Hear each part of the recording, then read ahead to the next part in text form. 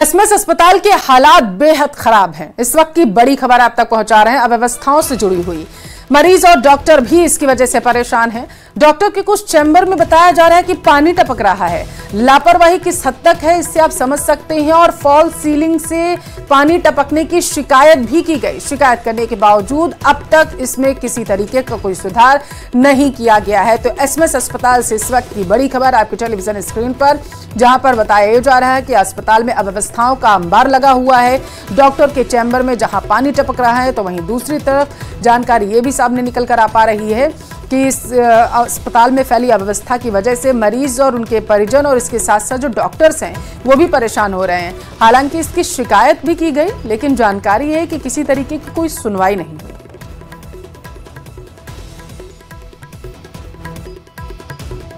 और ज्यादा जानकारी लेंगे संवाददाता सौरभ हमारे साथ टेलीफोन लाइन पर जुड़ चुके हैं। सौरभ, अस्पताल ही बीमार होगा तो मरीजों का इलाज क्या करेगा?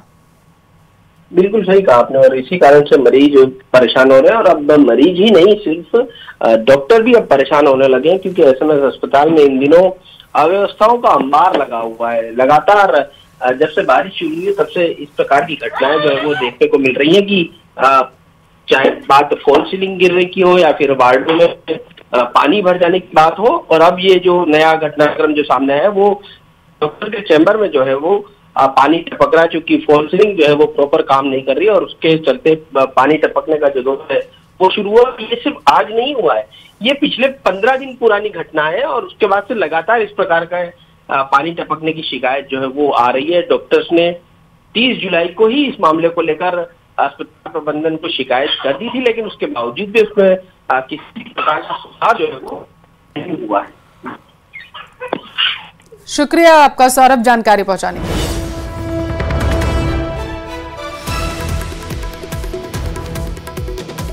तो एसएमएस अस्पताल में किस तरीके से लापरवाही बरती जा रही है, हमारे संवाददाता सौरभ उसकी तस्वीरें जो हैं वो बयां कर रहे थे कि किस तरीके से लापरवाही का अंबार वहां पर लगा हुआ है। क्योंकि प्रदेश में बारिश भी लगातार हो रही है, जिसकी वजह से मौसमी बीमारियां जो हैं वो उत्पन्न हो रही हैं। लोगों को उसकी वजह से अस्पतालों का रुख करना पड़ रहा है, लेकिन अस्पताल किस तरीके से खुद ही बीमार है ये आप इस बड़ी खबर से अंदाजा लगा सकते हैं, जहां पर बताया जा रहा है कि डॉक्टर के चैम्बर में भी पानी टपक रहा है। फॉल सीलिंग जो है वो कभी भी धराशायी हो सकती है। वैवाहिक विवादों का निपटारा अदालतों में होता है, लेकिन झुंझुनू में आदिवासी मीणा सेवा संस्थान ने विवाह विवाद में तारीखें दी हैं, बयान दर्ज किए, फैसला भी दिया है, जिसके खिलाफ पीड़िता के पुलिस का दरवाजा खटखटाने पर अब मजबूर हो चली है।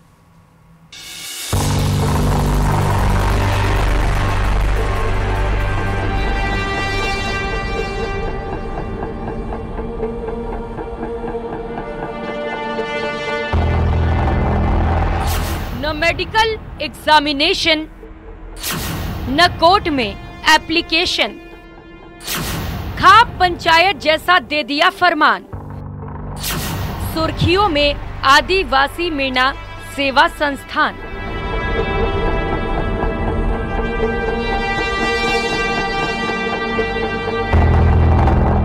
गौर फरमाइए, ये कानून के राज पर सवाल उठा रहे हैं। आदिवासी परंपरा अनुसार इस विवाह परिवाद के स्थायी समाधान हेतु आदिवासी मीणा समाज और आदिवासी मीणा सेवा संस्थान की 5 सामाजिक बैठकों का आयोजन किया गया। बैठकों में सुनवाई, प्रस्तुत प्रार्थना पत्रों, दर्ज बयानों, दोनों पक्षों की समझाइश के बाद डॉक्टर दीपक मीणा अनीशा कांवत से आदिवासी मीणा समाज की परंपरा अनुसार विवाह विच्छेद चाहता है।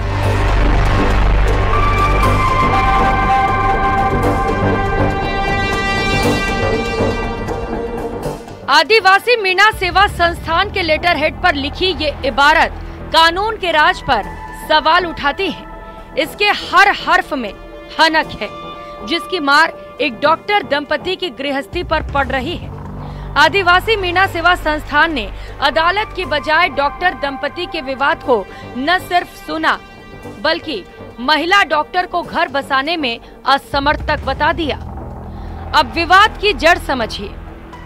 जानकारी के मुताबिक अलवर की डॉक्टर अनीशा कावत की शादी बीकानेर निवासी डॉक्टर दीपक मीणा के साथ 2019 में हुई थी। 2023 तक दोनों के बीच सब कुछ ठीक चला।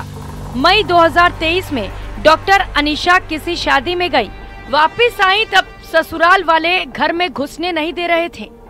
उसके 3 साल के बेटे से भी मिलने नहीं दे रहे। इस साल जनवरी में डॉक्टर अनीशा के ससुर डॉक्टर गुलजारी लाल मीणा ने डॉक्टर अनीशा और डॉक्टर दीपक मीणा के बीच विवाह संबंध विवाद की एप्लीकेशन आदिवासी मीणा सेवा संस्थान में दी, जिसने अनीशा कावत को घर बसाने में असमर्थ बता दिया। इस पत्र के मिलने के बाद डॉक्टर अनीशा कावत ने कोतवाली में मुकदमा दर्ज कराया है। हमेशा हमने ये आरोप लगाया कि ये एक रजिस्टर्ड संस्था इन्होंने अपनी मनमर्जी से कर रखी है, हमारी समाज कोई संस्था नहीं है और इन्होंने अपनी मर्जी से दूसरे पक्ष को फायदा पहुंचाने के लिए, मेरे को नुकसान करने के लिए ये लिख करके दिया है, जिससे उसको काफी मानसिक प्रताड़ना हुई।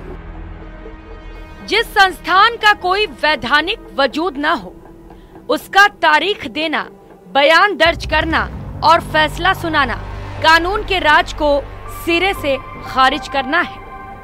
न्यूज़ 18 राजस्थान के लिए झुंझुनू से कृष्ण सिंह शेखावत की रिपोर्ट।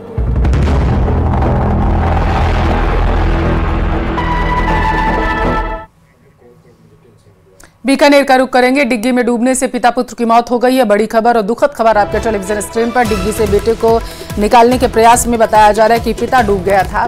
पूगल थाना क्षेत्र के चक 1 AMR अमरपुरा की घटना बताई जा रही है। 5 साल के बेटे को बचाने के दौरान ये हादसा हुआ है। परिवार में इस वक्त कोहराम मचा हुआ है।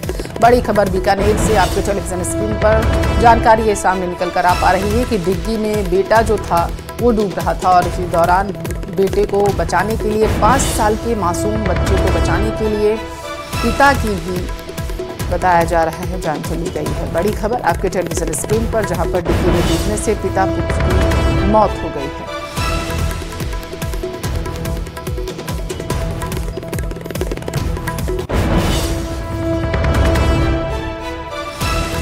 तो पूगल थाना क्षेत्र के चक 1 AMR अमरपुरा की ये घटना है, जहां उस वक्त गांव में कोहराम मच गया, चीख पुकार मच गई जब लोगों को ये पता चला कि 5 साल के बेटे के साथ युवक जो है वो डिग्गी में डूब चुका है, जिसकी वजह से उन दोनों की ही जान चली गई। बताया ये जा रहा है कि बेटे को बचाने के दौरान ये हादसा हुआ। जयपुर का रुख करेंगे। बड़ी खबर है, सिकराय विधायक विक्रम बंसीवाल CMR पहुंचे हुए हैं।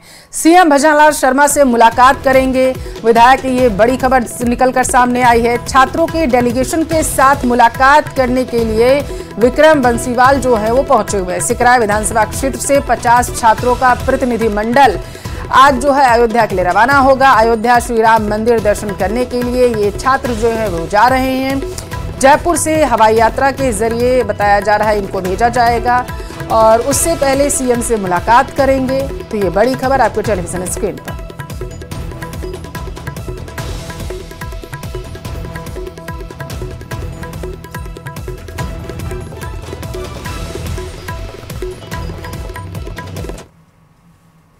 दौसा में आदिवासी दिवस के मौके पर आयोजित एक समारोह को संबोधित करते हुए राज्य के कैबिनेट मंत्री किरोड़ी लाल मीणा ने आरक्षण को लेकर एक बड़ा बयान दिया। साथ ही मंत्री ने सुप्रीम कोर्ट के फैसले को स्वागत योग्य भी बताया। रिपोर्ट में देखिए आप।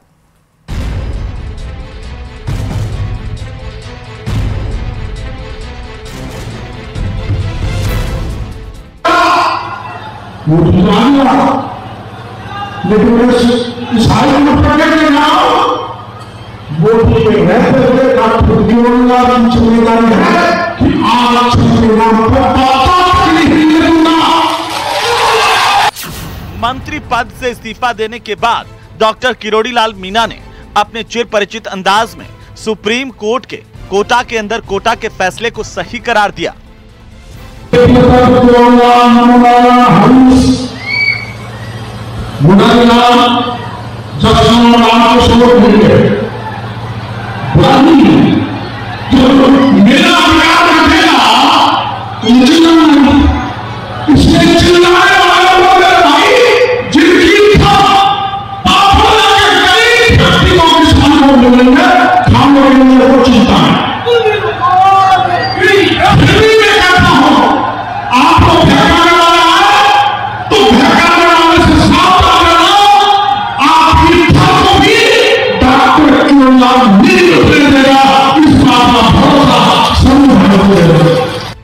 आरक्षण पर सुप्रीम कोर्ट के फैसले को लेकर डॉक्टर किरोड़ी ने कहा कि सुप्रीम कोर्ट का फैसला पढ़ो और समझो।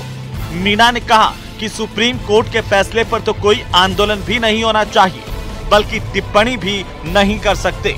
जो लोग आरक्षण का फायदा उठा चुके, वे लोग गरीबों को गुमराह कर रहे हैं। देखो, ये गुमराह किया जा रहा था और आगे भी गुमराह किया जा रहा है। क्रीमी लेयर का मतलब है डॉक्टर किरोड़ी लाल जगमोहन, जो डॉक्टर बन गए, जो RS-IS बन गए, उसके बाद में जो बिल्कुल पिछड़ा आदिवासी में है उसको प्राथमिकता मिले।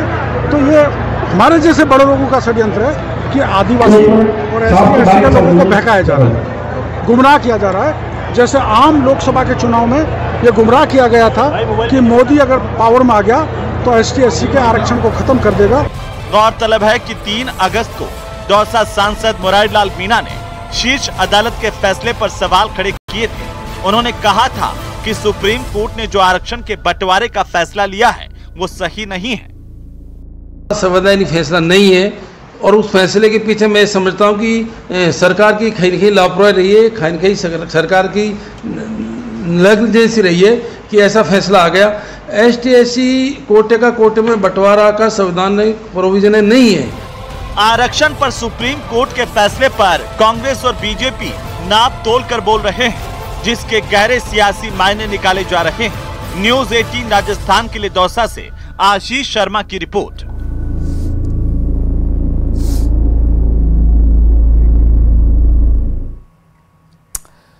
वहीं दूसरी तरफ किरोड़ी लाल मीणा ने मंत्री पद से इस्तीफा देने के बाद पहली बार खुलकर बयान भी दिया। उन्होंने दौसा में कहा कि मंत्री पद को इसलिए ठोकर मार दी क्योंकि जहां मैं 45 साल से सेवा कर रहा हूं, उन लोगों ने ही मेरी बात को नहीं रखा। मैंने तो अब इस भजनलाल सरकार में मंत्री पद के ठोकर इसलिए मार दी, जहां मैं 45 साल से सेवा कर रहा हूं, उन लोगों ने मेरी बात को नहीं रखा, इसलिए मंत्री पद को भी ठोकर मार दी।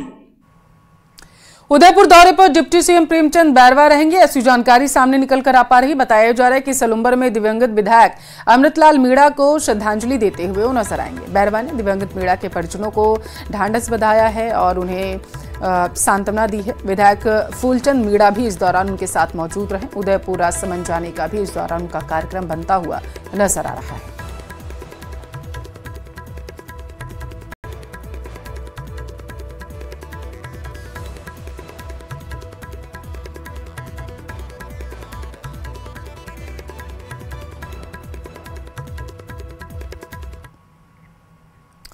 और करौली में देर रात से बारिश हो रही है, जिसकी वजह से सड़कों और बाजारों में पानी भर चुका है। पानी भरने से लोगों को परेशानी का सामना जो है वो करना पड़ रहा। मानसून अधिक मेहरबान है, जिसके चलते देर रात से बारिश का दौर जारी है। कभी तेज कभी हल्की बारिश का दौर जारी है। लगातार हो रही बारिश के चलते शहर में कई स्थानों पर जल भराव की समस्या आ रही है। इस समय हम करौली के बड़ी हटरिया क्षेत्र में खड़े हैं, जहां बाजार में आप देख सकते हैं कि घुटने घुटने पानी है, जिसके चलते न सिर्फ क्षेत्रवासियों को परेशानी हो रही है, साथ ही वाहन चालक और राहगीरों को भी परेशानी का सामना करना पड़ रहा है। यही हालात करौली के बजीरपुर दरवाजा बाहर, रामद्वारा क्षेत्र में, होली खिड़किया बाहर, राधेश्याम फार्म हाउस और गणेश गेट बाहर, बग्गी खाना क्षेत्र में भी जल भराव की समस्या सामने आई है। यहाँ लगातार जब जब बारिश होती है, हर बार न सिर्फ जल भराव की समस्या आती है, साथ ही जो घर दुकान है उनमें भी पानी घुसता है, जिसके कारण काफ़ी नुकसान होता है। कई बार शिकायतें की, लेकिन लोगों को इस समस्या का समाधान नहीं मिला। आप बारिश का अंदाजा इस बात से लगा सकते हैं कि जो पांचना बांध है उससे लगातार पानी की निकासी की जा रही है। बांध के 3 गेट खोलकर 4000 क्यूसेक पानी की निकासी की जा रही है, लेकिन पानी का फ्लो 6000 क्यूसेक से अधिक है, जिसके चलते जल्द ही बांध से निकासी की मात्रा भी बढ़ाई जाएगी। आप देख सकते हैं किस तरह से यहाँ पानी भरा हुआ है। लोग इस गंदे पानी से होकर गुजरते हैं और बार बार शिकायतों के बाद भी नगर परिषद और प्रशासन इस ओर कारगर कदम नहीं उठाता, जिसके चलते ये समस्या लगातार बनी हुई है। कमोबेश यही हालात अन्य स्थानों पर भी है। इस समय हमारे साथ कुछ लोग मौजूद हैं, उनसे बात करते हैं कि क्या समस्या है और बारिश का दौर किस तरह से चल रहा है। सर, बारिश कब से हो रही है, कितनी बारिश हो रही है? और बारिश आज सुबह से ही हो रही है और बारिश का ये हाल है कि इस मौसम की पहली बरसात इतनी तेज हो रही है और छोटे छोटे इलाकों में इतना पानी भर गया है कि प्रशासन को इस ओर जरूर देखना चाहिए, जाकि ये अटरिया चौराहा है, यहाँ आए दिन थोड़ी सी बरसात में पानी भर जाता है, जो कि एक नाला है, यहाँ लोगों ने अतिक्रमण कर रखा है। नगर परिषद और प्रशासन को देखना चाहिए कि इस नाले से करौली की मतलब फूटाकोट इधर चारों तरफ का पानी इधर से निकलता है, इंडोन गेट साइड का। अगर इस नाले को और चौड़ा किया जाए तो हो सकता है यहाँ की दुकानों का और घरों में जो मकान भरता है उससे निजात मिल जाए। लोगों का कहना है कि जो पानी निकासी के स्रोत हैं उन पर अतिक्रमण के चलते समस्या आ रही है। और भी लोग मौजूद हैं। सर, क्या ये हमारी जो अटरिया चौराहे में पानी भरने की समस्या है वो आज की समस्या नहीं है, काफ़ी पुरानी समस्या, 30-40 साल से तो मैं देख रहा हूँ। पहले एक नाला हुआ करता था, उस नाले पर कुछ लोगों ने अतिक्रमण किया हुआ है और वहाँ पर आसपास काफ़ी मात्रा में खरपतवार भी उग चुके हैं। तो अब जो पानी का निकासी मार्ग है उनको अतिक्रमण और खरपतवार ने रोका हुआ है। तो मेरी प्रशासन और नगर परिषद से अनुरोध है कि वहाँ अपने कर्मचारी भेजकर नाले से अतिक्रमण और खरपतवार को हटाएं, जिससे जो नुकसान हो रहा है, पूरे दुकानों में पानी भरता है यहाँ पर। तो इसलिए मेरी अनुरोध है कि वो इसको हटाया जाए। देखिए, ना सिर्फ जल भराव से परेशानियां होती हैं, साथ ही जिन घर मकान दुकानों में पानी घुस जाता है वहाँ भी लोगों को लाखों रुपए का नुकसान होता है। कई बार लोग अपने खाने पीने के सामान के लिए भी तरसते नजर आते हैं। धर्मेंद्र शर्मा, न्यूज़ 18 राजस्थान, करौली।